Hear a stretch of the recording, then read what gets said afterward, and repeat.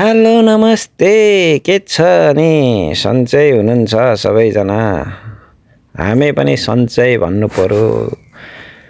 आज हाम्रो प्लान भनेको यो मेलबर्न सिटीतिर के गर्न जाने, घुम्न जाने, सपिङ गर्ने, के गर्ने, रमाइलो गर्ने है, भिडियो बनाउने, फोटो खिच्ने।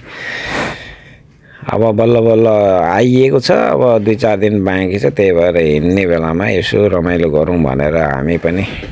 आज बोर लाग्यो कि रुममा बस्दा बस्दा 2 दिन बस्यो रुममा, बोर लाग्यो। अनि त्यस पछाडि छोराछोरीको सल्लाह अनुसार लन त जाउँ भनेर मेलबर्न सिटीतिर लागिरहेको छौँ। हेरौँ यो मेलबर्न सिटी कति रमाइलो छ है, कस्तो दामी भ्यू। वाउ, म त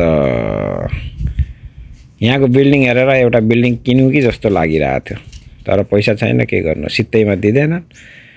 अब नलैजा मलाई यो बिल्डिङ किनेर के गर्नु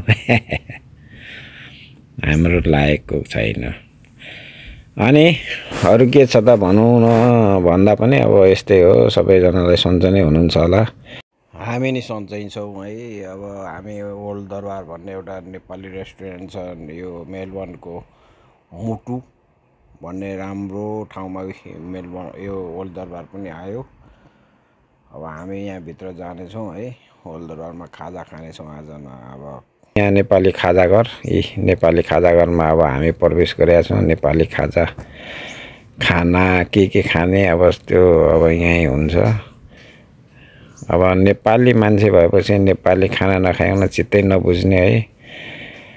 दामी डेकोरेसन गरे रहेछ नेपालको सबै, फोटो सोटो है, डेकोरेसन हेरौँ न।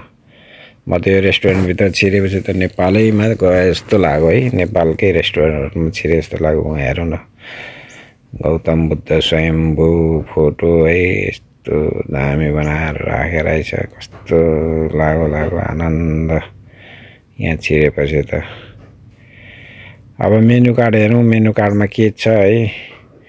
पहिलो त रोजाइ त मेरो थाली नै हुन्छ, चिकन थाली भरपुरसँगले खाने हो, मस्त आफू त। अब अरूले के खान्छन् मगाउँछन् है, आफू त बुढाबुढी नै भरपुर थाली नै खाने हो, जहाँ गयो भने थाली नै खाने मान्छ। यहाँ हेरौँ, वाउ, ओल्ड दरबार वाइन पनि रहेछ, अल्कोहल पनि छ। वाउ, दामी दामी। हेरौँ त नेपालको नक्साहरू चित्र भएको। वाउ, नेपालको नक्सा के दामी छ। वाउ, रमाइलो छ, जे होस् मजा आइरहेछ यहाँ बसेर पनि। नेपालको याद आइरहेछ मलाई त धेरै धेरै। के गर्ने, ओहो भुटान पनि आयो है हाम्रो लागि, भुटान थाली पनि आयो। ल थाली, ल झोल मोमो आयो। वाउ, झोल मोमो, किमा नुडल्स आयो। वाउ, दामी।